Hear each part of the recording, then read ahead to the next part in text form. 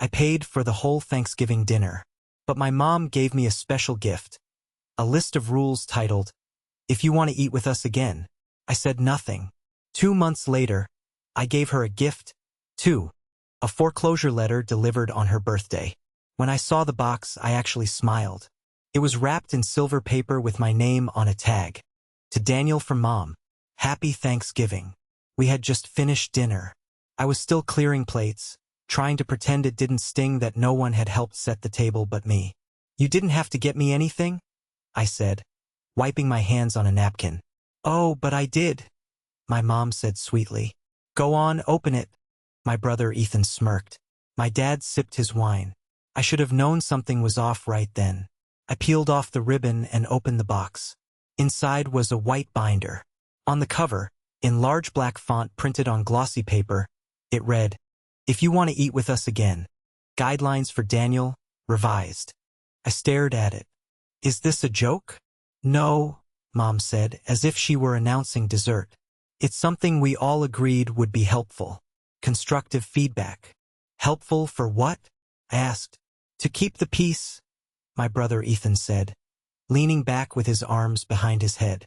"To make next year a little less you." I flipped open the binder. There were dividers. Section 1, Conversation Boundaries. No bringing up work. No correcting others, even if you're technically right. No sarcastic jokes about the food. It's rude. No passive-aggressive comments about finances. Section 2, Contribution Expectations. If you choose to pay for dinner, do so without mentioning it. No complaints about cost, quantity, or guests. Store-bought pies are not allowed. Don't arrive with attitude. "What is this?" I muttered. My mom crossed her legs, looking pleased. "It's just something to help you fit in better. We notice Thanksgiving is always tense when you're here." "Tense?" I echoed. "I paid for all of it." "We know," she said quickly. "And you made sure everyone knew it." I blinked. "Because I did it all. I ordered the food. I set the table. I even rented the chairs." "See?" my brother Ethan said, grinning. "That attitude. This is what we mean." A laugh escaped me, sharp and humorless. "So, you printed me a manual on how to exist at your table?"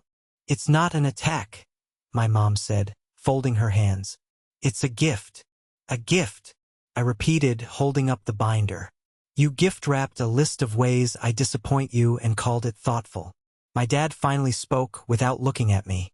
"If you can't take some feedback, maybe it's better if you don't come next year." I stood there, binder in hand, and I remembered last Thanksgiving when Mom cried because she couldn't afford dinner, and I spent nearly $1,000 covering everything. She'd hugged me then, and said she didn't know what she'd do without me. Guess she figured it out. "I can't believe you planned this," I said. "You wrapped it. It's better than another pity speech about how underappreciated you feel," my brother Ethan muttered. I put the binder back in the box, slowly closed the lid, and looked around the room at the people I'd spent years bending over backward for. No one met my eyes. "I'm going to go," I said quietly. Mom frowned. "Come on, don't be dramatic." "I'm not," I said. "I'm just taking your advice. Looks like I won't be joining you next year." "Don't be like this," she said. "It was meant with love." "I've seen love," I said. "This isn't it." And I left, but not before I slid a different envelope back under the table. The one I brought just in case. The one with the words property owner. Daniel Wexler printed in the corner. They didn't open that one yet, but they would. And when they did, no binder in the world would save them. You know what's funny? That binder, the one with all the rules, wasn't the first time my family tried to fix me. It was just the first time they put it in writing. "You always take things too seriously," my mom used to say. "It's just family. Everyone jokes around." But it was never jokes. Not when my brother Ethan got a brand new car from my parents at 19, and I had to take out a loan for a used Toyota with 170,000 miles. Not when they covered his rent in college but told me, "You're the older one. You should already be stable." I paid off his debts twice. Twice. No one remembers that. But they remembered when I didn't bring a bottle of wine to Easter once. That came up 3 Thanksgivings in a row. Daniel's always been kind of difficult. My mom told my aunt once when she thought I wasn't listening. Sensitive. A little cold. Cold? I paid for her roof when it collapsed in the storm 2 winters ago. But maybe the worst part was that I accepted it for so long because every time they needed something, I was there. When Dad lost his job in 2020, I covered their mortgage for 5 months. Quietly. When my brother Ethan's wife, Olivia, had surgery and they were drowning in hospital bills, I sent them $4,000 without being asked. Not once did anyone say thank you. Instead, I got, "You're so lucky you don't have a family of your own yet. You can afford it." Lucky? Yeah. Let me tell you what lucky looked like. Eating tuna from a can in a freezing apartment while I sent them money for heat. But I kept doing it because if I stopped, I was scared they'd stop pretending to love me. And then one day, I found something that snapped the whole picture in half. It was 3 years ago. I was helping my parents organize old documents for their refinancing application. My mom had accidentally fallen behind again. I opened a drawer in her bedroom, looking for the property tax forms. Instead, I found an envelope, thick, faded. Inside, printed emails between her and my aunt. One of them stood out immediately. "Daniel is good for money, but not much else. He never bonded with the rest of us. Emotionally stunted, I think. Useful, though. Useful. Useful." I sat on the floor with that paper in my hands, my ears ringing. I was 33. I had just sent her another $1,200 the week before. I put the papers back where I found them. I didn't say anything. What would I even say? That was the day I started taking notes. Literally. I made a Google document. Every expense, every Venmo, every favor I did for them. By last Thanksgiving, the total hit $78,364.57. And still, they gave me a binder full of rules. The week after that dinner, I got a group text. "Mom, hi, sweetheart. Just wondering if you could pre-order the Christmas ham again this year. We trust your taste." I didn't respond. 2 days later. "Mom. Also, I think we should talk about what happened. Felt like you were triggered. I was not attacking you. Brother Ethan. It was literally a joke. You had to ruin the whole holiday." "Dad?" "Nothing." As usual, I ignored them. Then came the voicemail. "Daniel, I just wish you wouldn't twist everything. That binder was meant to help you. We're trying, honey. But you have to meet us halfway." "Meet you halfway?" I nearly choked laughing. "You want to meet halfway after making me pay the full bill for years?" But then something happened I didn't expect. Olivia, my brother Ethan's wife, texted me. "Olivia, hey, I probably shouldn't be messaging you, but I need to tell you something." I didn't answer. She texted again. "Olivia, it's about the binder. I didn't know they were giving it to you like that. I thought it was just a joke between your mom and Ethan. But they printed copies. Copies, plural. That stopped me cold." I called her. "Copies," I said as soon as she picked up. She hesitated. "They showed it to everyone, Daniel, at Mom's birthday dinner. The one you missed last month." Ethan was reading it out loud like a roast. My stomach twisted. "What?" "Your mom printed like 5 versions. She gave one to your aunt. Said she could use it as a model. Said you'd always been difficult and this was the only way to make you tolerable at gatherings." I didn't speak. "There's more," Olivia said, her voice dropping. "She asked Ethan if he thought she could legally remove you from the deed. The one you co-signed." Couldn't breathe. "They're trying to screw me out of the house," I whispered. "I think so," she said. "And I think Ethan's in on it." That's when everything clicked. The coldness, the sudden shift, the binder, the fake sweet voice. They weren't just tired of me. They were trying to erase me. But they forgot something. The house, it wasn't just co-signed. It was fully transferred. After a messy insurance claim, the house had been refinanced under my name entirely. They never read the paperwork. They just signed because they trusted me. Because I was the good one. Useful. Well, now I had something useful of my own, the title. I sent it 2 weeks later. Call it a delayed birthday gift. Official, certified, notarized, and mailed with 0 guilt. Intent to foreclose. Failure to compensate title holder for 36+ months of mispayment. Property reclaim date pending. She got it 3 days later. And the silence from the group chat was the sweetest sound I'd ever heard. It was my mother's birthday again. They invited me like nothing had happened, like there hadn't been a binder, like I hadn't gone radio silent for 6 weeks. I wasn't planning to go, but I did, because this time I was bringing a gift of my own. "Look who finally decided to show up," my brother Ethan said, opening the door with a grin that made my skin crawl. "Come in," Mom called from the kitchen. "Dinner's almost ready. I made lasagna. Your favorite." I stepped inside slowly. Same house, same smells, same energy, fake warmth, real tension. "Wine?" my dad asked, already pouring. "I'm good," I said. Ethan elbowed me as I passed. "Still mad about the binder?" He smirked. "No," I said. "That was hilarious." Mom poked her head out from the kitchen. "See? He can take a joke, right?" I said flatly. They were all pretending as if I hadn't mailed them a legal foreclosure notice, as if I hadn't cut off every payment for the past 2 months, as if the clock wasn't already ticking. Dinner was quiet, too quiet. They asked about work. I didn't answer. Ethan talked about his vacation plans. I nodded, and then Mom finally said it. "Daniel, we were hoping to talk as a family." I looked up from my untouched plate. "About?" She smiled nervously. "About the house," Ethan chimed in. "Yeah, you sent some kind of letter. Legal stuff. What was that about?" "You didn't read it?" I asked. "It looked like junk," Dad muttered. "We get threats all the time." "That wasn't a threat," I said. I pulled an envelope from my coat pocket and dropped it on the table. "That was a formality. This is the real deal."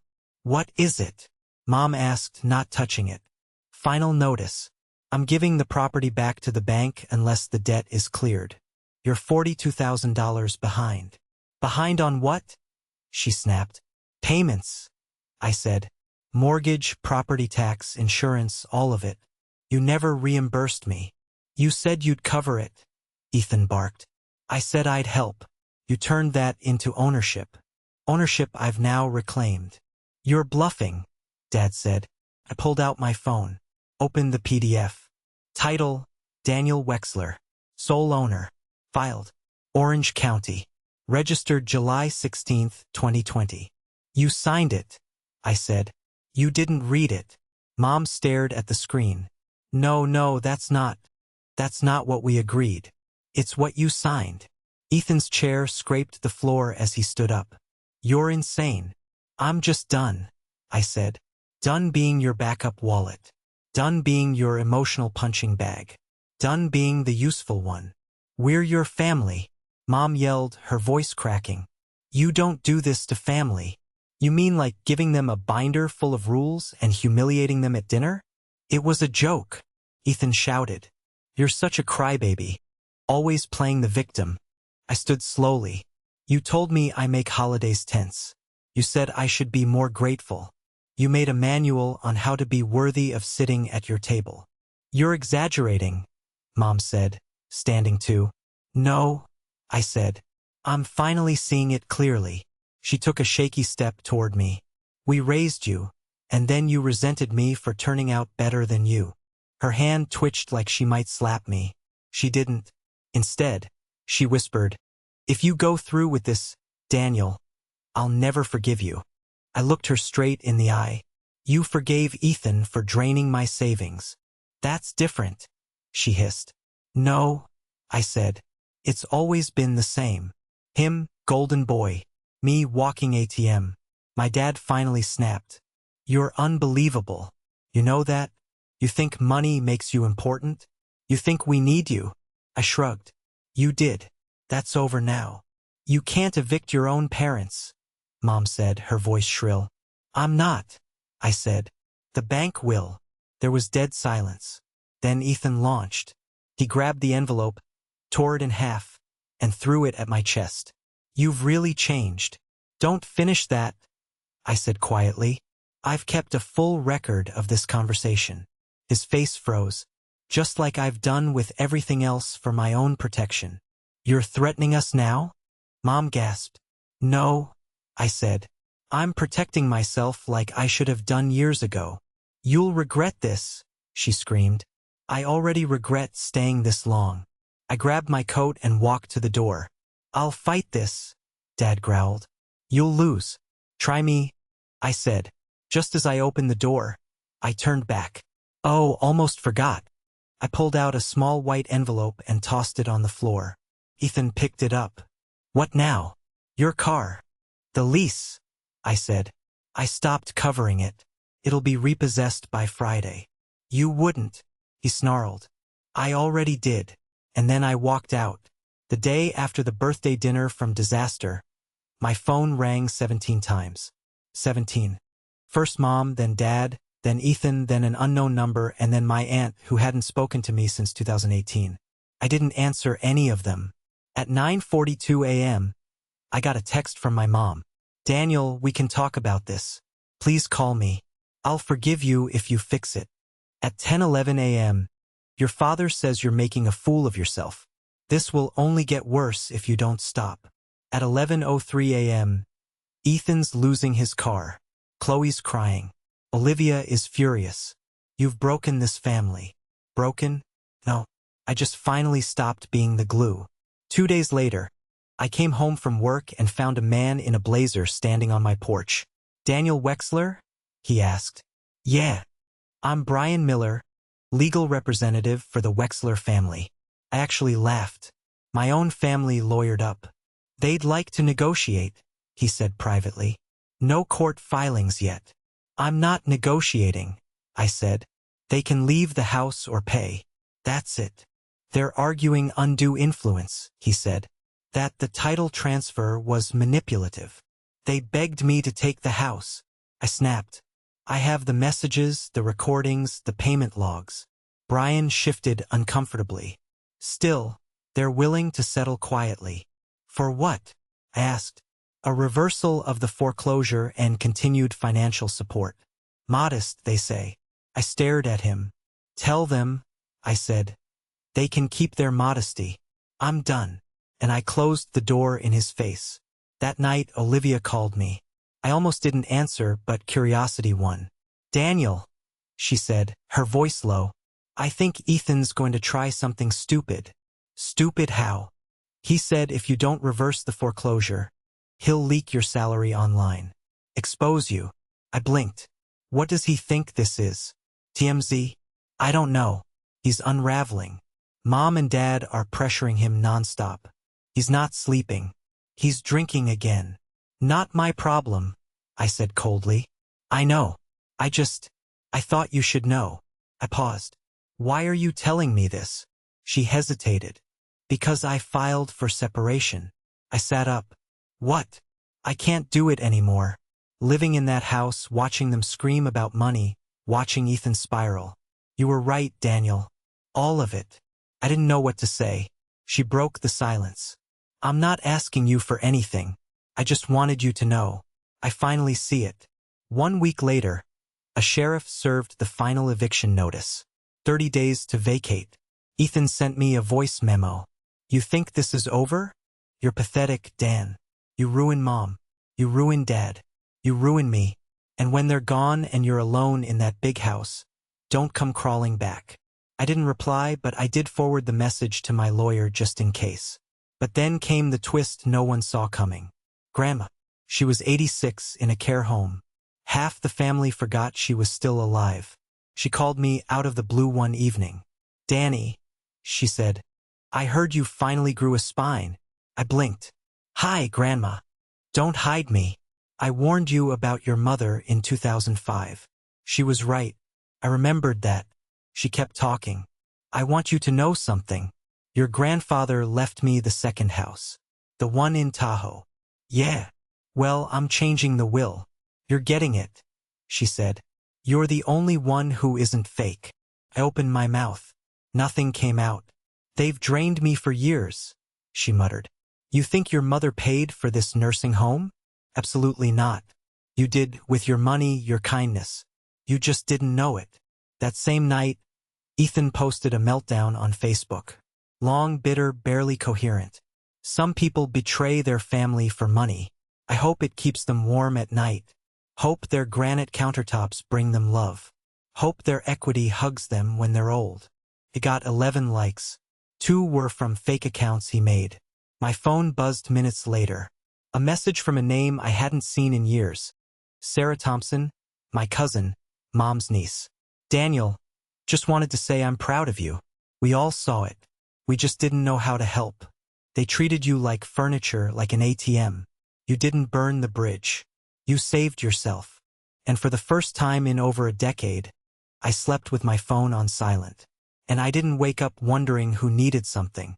I woke up thinking about me, about peace and power, and how sometimes family isn't who you're born to.